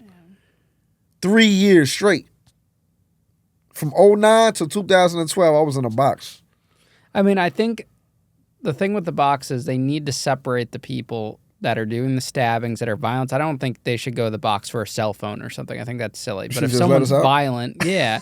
I mean, or they should do something, or put it in something, take away privileges. If you get popped with a cell phone. The violence, the stabbing, yes, you got to separate them, but I don't know if you necessarily put them in a 4x4, 5x5, room. Put them in a separate area that's bigger. You could walk around, maybe like a circle. I don't know, something that's bigger. I think those cells are too small. Like, imagine like what we were talking about with Oklahoma City, like that tank? Yeah, a tank like that with a few people. Have some bunk beds or something. You got to make it bigger. It's too small, That shit. It's way too small. I definitely felt claustrophobic a couple times and that shit. Like, damn, being in there for so many years, you like, what the fuck? I'm looking at every time the door crack. I'm trying to see who on the T. I got the mirror right here. That shit was fishing every day. It messes with you. So you get arrested again by the feds. No more than a year after getting out. That first I time. was home for 25 months. Oh, you were home for 2 weeks, but the investigation started within the last year of me being home, like 2016. Okay. I was home. I came home August 1st, 2014. I got arrested September 15th, 2016. And you already knew what type of time it was that you were going back to. I thought I was going back to McQuarrie. That's where I went home from. USP McQuarrie in Pontotoc, Kentucky. That's where I thought I was going. Oh, why didn't they send you there? I don't know. I guess for me being home for them 2 years, my points dropped. Oh. I didn't know that. I didn't even go to a pen. I didn't go to a pen. I went right to a medium. Oh, did you turn a certain age? Maybe because after you turn 26, I think they drop it. Because I was 30 already. Okay, so that probably helped too. I have got my GED. That helped. You know what I'm saying? A couple things. I've been out of trouble for 2 years, whatever. Did you just take a plea deal? Didn't bother fighting it? I was trying to cop out the 15 off the rip as soon as they put handcuffs on me. I'm like, let me get 15 right now. I take 15, 180 months. Let me get that. My lawyer's like, why would you take 15 years? You don't even know what the fuck they got on you. I was like, miss, I just got locked up for this shit. The judge gonna smoke me. I'm on federal paper still. She was like, nah, we gonna knock it down. She came one day to my cell. She came to visit me in the county. She said, yo, listen, I'm gonna get you 108 months. You take that? I'm counting that shit in my head. Like, 108 months? Hell yeah, that's 9 years. Let me get that. Where I sign that? She was like, look, we gonna do a plea hearing, and you're gonna cop out to 108 months. Now, is your mindset different this time, the second time around, where you want that good time? Yeah, my mindset different because I already got a name now. So I'm coming back mad. Motherfuckers know me already. I've been in fucking 7 prisons already at this time. You feel me? I've been at 11 institutions overall, but 6 of them was penitentiaries at that first bid. When you got out that first time, was there a part of you that thought that you were going to go back to prison because you were getting back into selling drugs? Nah, yeah, I had an idea that I was coming back to prison due to the fact that I didn't have no goals and like aspirations when I came home, because I didn't have no time to sit down like I did now. Like, you see, I got the book now, I got the clothing now, I do the music, we do shows. I came home with a different mindset. I had put plans into motion now, so like I'm really doing this. Like, to sit down and look at somebody with my book over there is like, wow. You feel what I'm saying? To sit down, I'm wearing my clothes on fly, people calling me, ordering clothes. Like, that's something official to me. Because I feel like at the end of the day, only a drug dealer sell drugs. A hustler can hustle anything. You know how it is in prison. You see people hustling pieces. Yo, a book, you get this. We got brownies right here. 5 stamps. You know, that's hustlers. They'll make anything. Hot meals, cold meals, burrito, anything. Yeah. There's a hustle for literally anything. Anything you can think of as a hustle. Sewing. Yeah. Fixing radios. You name it, they got it. So I was, in my mind, that's what really had me thinking like, yo, damn, I could hustle a lot of shit in the streets. I just gotta have the resources, which I do. I know a lot of people. I can sit here and say I bumped into a lot of people that was legendary throughout my bids. Like Boy George, like legendary names, Supreme, Willie Falcone. Matter of fact, you know this guy right here? This is an old mob guy. He just died. He just passed away. Rest in peace. The oldest mobster that was in prison? Frank White? The one they made the movie King of New York about? I don't know. I know there was like this older guy though. Him right here. No, I don't know him. If you look him up, you're gonna see who I'm talking about. His name Mark Ryder. Okay. Like, I've been around all the mob dudes. They love me. Like, they be feeling like, if you don't take what I gave you, they feel disrespected. Like, here, take this slice of pizza, man. Like, nah, I'm good. They're like, what do you mean? Like, it's disrespectful to them. Like, they good dudes, man. I've been around a lot of legendary people, man, that kind of molded me into who I am too now. Like, I took a little bit from him, a little bit from him, a little bit from him, and put the gumbo together and made me. So did you stay out of trouble that second bid? Yeah, I probably had. Let me see. I hit the dude over the head with a chair. Motherfucking punched on my homie in the cell. One dude, he gave me a run for my money. I ain't gonna front. That's how I knew I had to get back into fighting, because I was like, damn, he gave me a run for this one. Like, I had him. I slapped the Jewish dude. I had like 5 incidents my whole bid this time. That was like once a year, like, probably. It's a pretty good record for you. Yeah, because the last one, in my PSI, we were talking crazy about me in that last one. And I'm more mature. And plus, I had another kid too. I added to my addition, which was my daughter. She kind of like changed me up a little bit, like gave me a different mentality. How did it feel being in prison that second time? I was hurt away from your kids. Yeah, I was crushed that second time, because now I understood what being a father consisted of. You understand what I'm saying? So I understood the impact of me not being in my son's life. Like, I just seen my son graduate last Friday, like, to go to college. Like, I was like fucked up behind that. Like, damn, he was crying. Like, yo, Dad, you here for this? Like, that's a major milestone. He kept talking about, like, I got my mom, my dad here. Like, I missed so many milestones of him, like, from playing baseball. I feel fucked up about that. Like, every time he asks me for something now, I never tell him no. I feel like I'm obligated to give him this shit. Like, I feel like, damn, I missed so much of your life. He 19 years old. I did 15 years, so do the math. How long I've been out of his life? A lot. 4 years in his life. My daughter's young, so I got her good. I got her at a good age. She 10.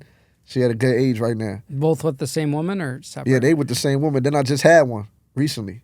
He about to be one. Yeah, thank you. I appreciate it. Did the mom stick by you those 15 years? Hell no. You know they ain't doing that. They say once you get cuffed, they getting cuffed. You feel me? That's how that's going. They can lie. I be telling them, yo, baby, tell me all the lies. When I call, I be like, yo, tell me a good lie, baby. Because I know it's a lie. You feel me? I know you ain't telling me the truth. You sitting here telling me for 8 years you just got your legs closed? Come on.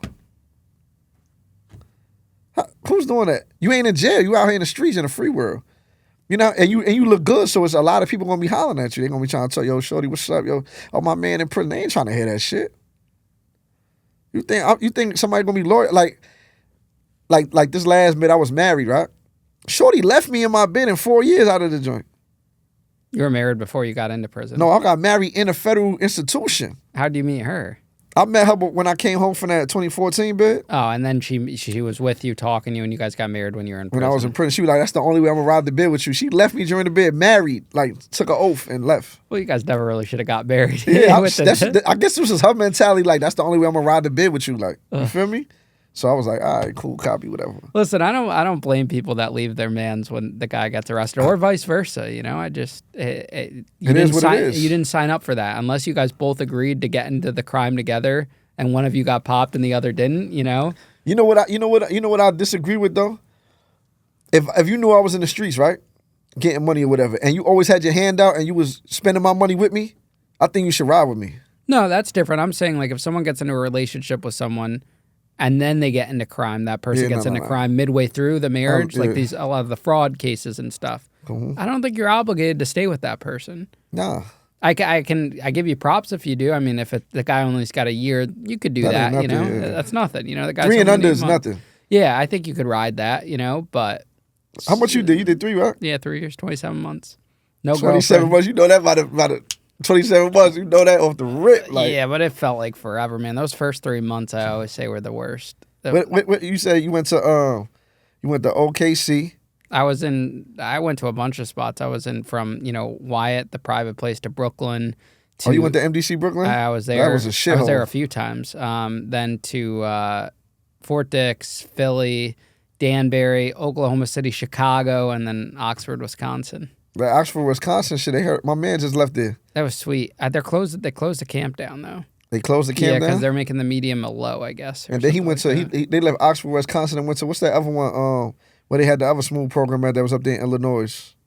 It's another place. Thompson? Yeah, I think so. That's where he just left right now. He went from Oxford to Thompson, and then he went to, he in Pennsylvania right now. Not McKean. He in, McDowell was in West Virginia. What's the other shit called in PA? He in that shit, though, I don't know. Allenwood? No, not Allenwood. It's another one, some weird shit. Is it McKean? No, McKean? No, it ain't McKean. I don't know what the hell. So I ain't been to it. Did you stay in mediums the whole time, that last bid? This one right here that I just came home from? Nah, I went to School Kill, FCI School Kill in Pennsylvania. I stood there for like 17 months. My points dropped. I went to fucking Allenwood Low, Chomo City. You hear me? We was disrespecting them niggas in there. Slapping the shit out of them, taking all their commissary, choking them out, making them buy me shit. Yo, call your wife and tell her fucking put $100 on my account. And we had a phone over there at the time, you know what I'm saying? Yo, call your wife right here. Here. Can I use the phone? No chomos was using that phone. You ain't about to be using child pornography on my fucking phone. Feel me? You know, they caught a case. They caught a raid. You heard about that, right? Fort Dix? Yeah. You know what happened? I was there when that happened, but they put me in the shoe with one of the ringleaders in Philly. What? Because they always put me with the chomo. So what happened was during that raid, this was in 2017, they were selling child pornography out of the library. There was like 6 of them on an iPad. Yeah, they were running this whole ring. They had a business. FBI sends in an undercover inmate there.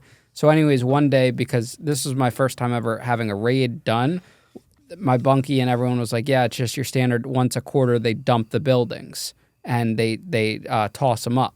But no one's buildings were getting tossed except for one building on the east side. And they had them all out. Then we saw dogs. We saw a SWAT team. We're like, oh, this is more than a raid. They were walking around with guns, everything. Like, this was big. We were locked down the whole day on the compound. Everyone was locked in their buildings. It's a military spot. Yeah, they had the whole SWAT team, everything, dogs. So we were like, something's up. Then we read about it in the news that day, right? And he picked them up. So that goes on. And then a few months later, like, I'm popped on the phone, go to the shoe. I'm in Philly. I get put in with this white guy. Guy doesn't say he's a chomo, nothing. I'm with him for like 6 weeks because I got stuck in there with him. One day he goes to the to rec, and I didn't go to rec, and I saw his papers, and I was reading his papers. I was like, holy shit, this is the guy, one of the guys. The guy ended up getting, so I know that had guys on the case, they were already finishing, they were serving like 15 years. They got whacked with another 20 or 25. This guy had a year left on his first sentence for 6 years for a child pornography case. That was his first sentence. And then, they do the whole, I accidentally clicked on it on the computer, this and that. That's their favorite fucking line. That's their favorite line. Whenever I'm on the computer, I don't want to accidentally click on something. And then you got to realize, well, they actually deliberately search and download. Anyways. Absolutely. Typing that shit in the bar. I found out when I searched him up, because I got transferred right after in transit. I searched him up. The guy got another... Wait, on the law library? No, I searched him on the phone. When I got to the camp. He got another 15 years. Guy had 2 months or a year left on the sentence. He got 15 years. Fresh for being a part of that. But he didn't tell me nothing. He just said he was a man of God. He was beating around the bush. I had no idea this was the guy. So that's what happened. Crazy. They were all having meetings. All the guys on the case would go out to rec because they were all in the Philly shoe together. And they had meetings to talk about their case. So they shipped all of them at the same time? Yeah, there were 6 of them. They were all in Philly, which was weird that they were all in the same case and they put them in the same thing. Usually they separate motherfuckers. Yeah, I guess... I don't know what happened, but they all got a shitload of time. But that was that ring in 2017. I remember that. Yeah, it was crazy. 2017, where the fuck I was at? I was a school kid, FCI. I was in the medium. Yeah, that was I heard about that. That's how I knew. I'm like, damn, what the fuck happened over there, Fort Dix? Shomos have a good life, though, in Fort Dix. Out in Allenwood, they getting fucked around. No one messes with them at Fort Dix. What they be going to tell the people? Yeah, I mean, there's just so many of them, I heard. And they do business with them, too. Like, they have hustles, they have businesses. I used to be taking that shit like, yo, draw my people right here. Like, draw portraits. Yeah. He'd be like, yo, that's 5 max. Man, shut the fuck up. Nigga, give me that shit. I know guys would do that, yeah. And Danbury, I was in the shoe with this. There was a lot of them in Danbury. Danbury is a small compound, though. A lot of sex offenders. But I was with this Jewish kid who was a sex offender. You would never know he's one because he had so much pull, so much power, because they were getting product in through the rabbi. Oh, shit. Yeah, because the rabbi could come in, they'd bring food, and they put the phones in the food, and he, it's crazy. Oh, they had a whole gig going on. Had a whole gig. And then the rabbi, someone snitched, rabbi got popped, walked off the yard, and these guys were all in the shoe. They ended up beating the case. I bet you he didn't get arrested, though. No, didn't get arrested because they didn't have the evidence. The rabbi got put on perimeter, and then the guy ended up getting released, and I think they maybe fired the rabbi. I don't know, but I know the guy got released when I was there, so he was cleared. But he was in the shoe under investigation for like 6 months. Those investigations are brutal. They could keep after that 6 months. They could renew it again. Oh, I was in the shoe with one guy that was in there for going on 2 years for an investigation because he was sleeping with the CO. I was in the cell with him. He was getting letters from this guard who was still working the compound.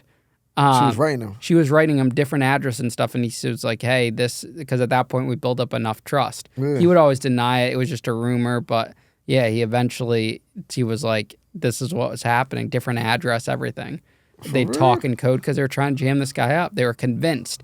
And they wanted him to flip, so they put him in the shoe for that long, not because he was in trouble, but because they wanted to catch the guard. Because it's always the guard's fault. It's never the inmates. You know what's the craziest shit I've seen, too, with the system?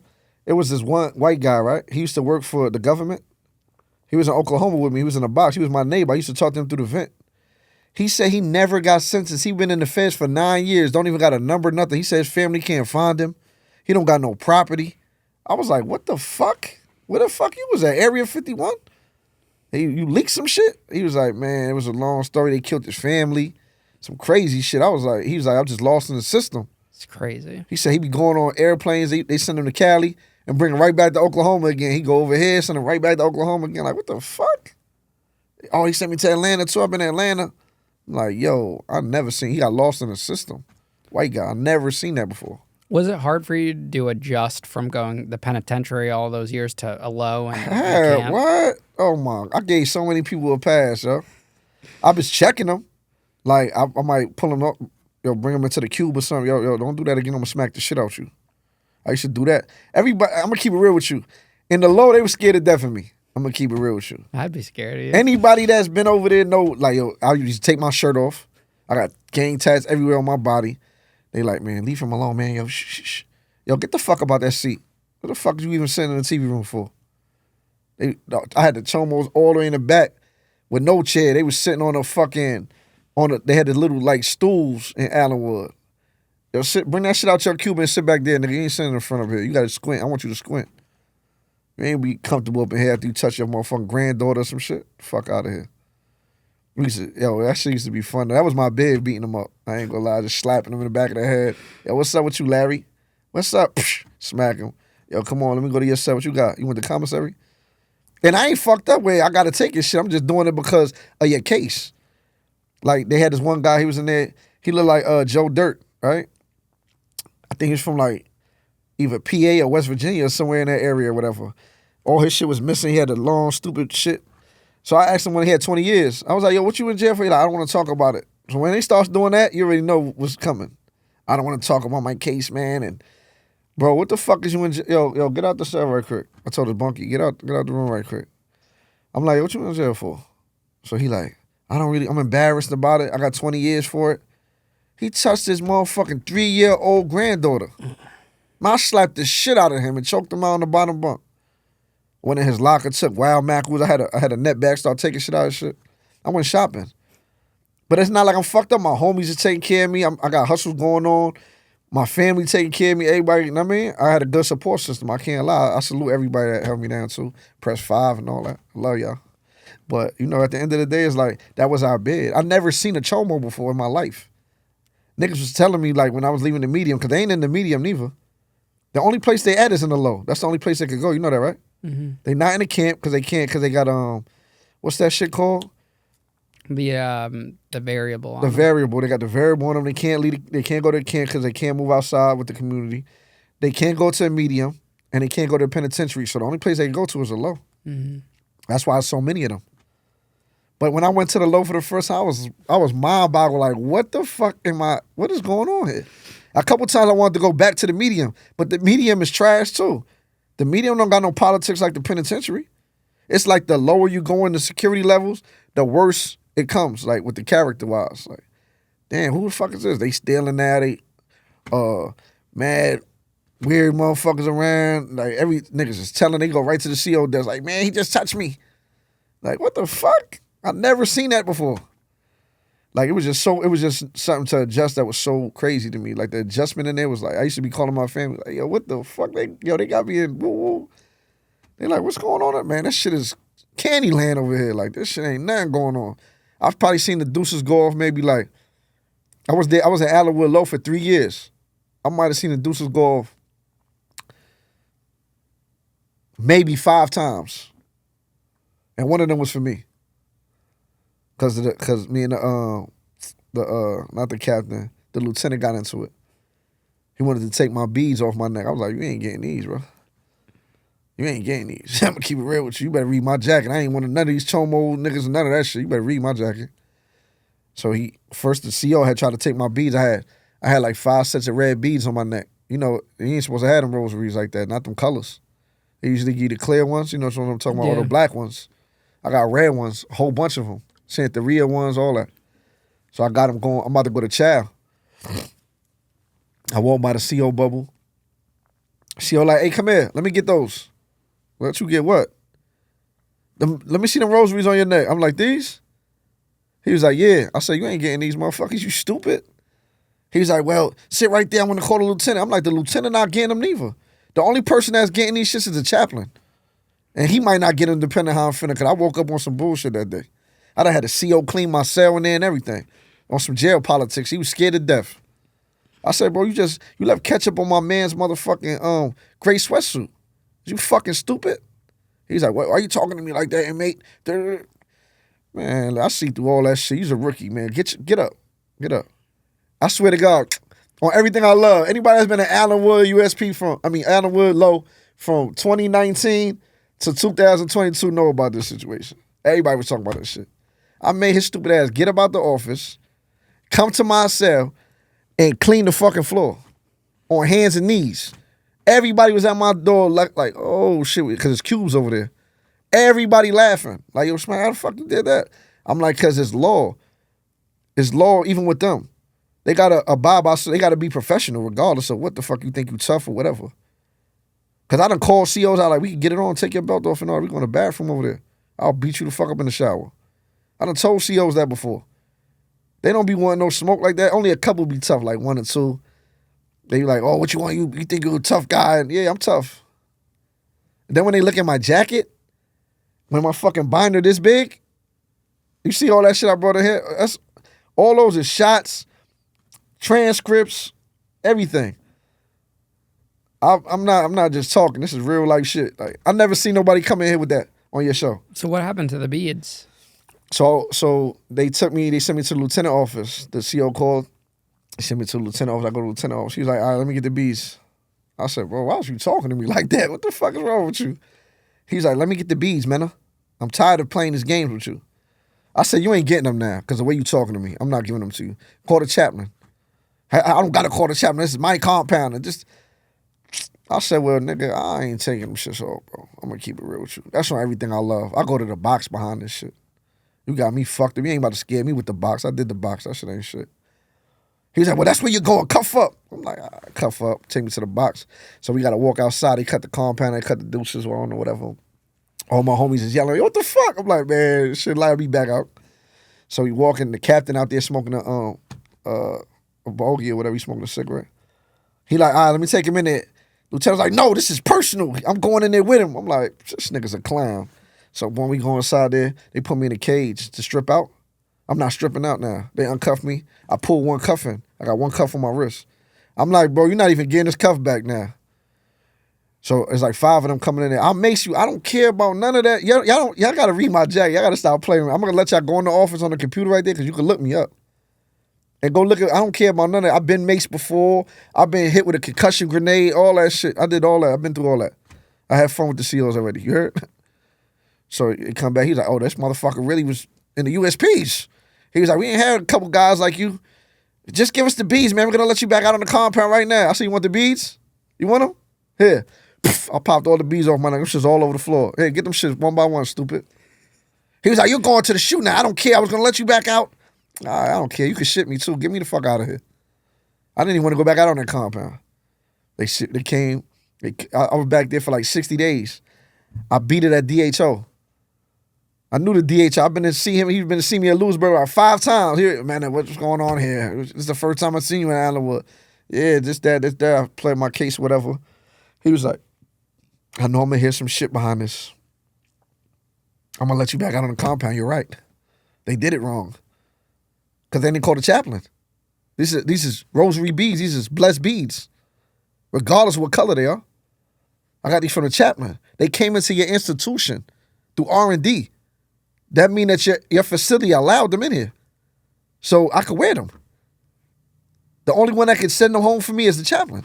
And you didn't call the chaplain, you violated. I told you, they got their own little shit they got to go through. Man, that motherfucker took all my pictures. I had like 700 pictures. He was like, you can only get 25 now. What? Yo, you got to mail the rest home. He was being a dickhead. So what I did, I was like, I'm going to come back. Came back with some like loose sweatpants. I started dumping all the pictures in my sweatpants. Took all them shits back.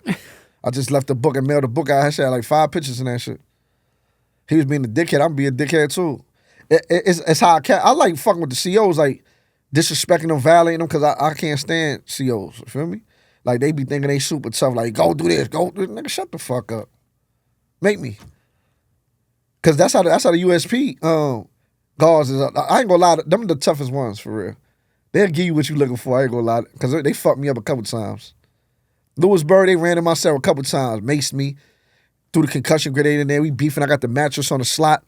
I got my face covered with the fucking, I cut the sheet up, wrapped it around my face, put water on it. We going at it. I woke up in the shower handcuffed, like, what the fuck happened? A concussion grenade. You don't even remember what the fuck happened. I woke up in the shower handcuffed. Had a black eye, all that. I'm like, oh, shit.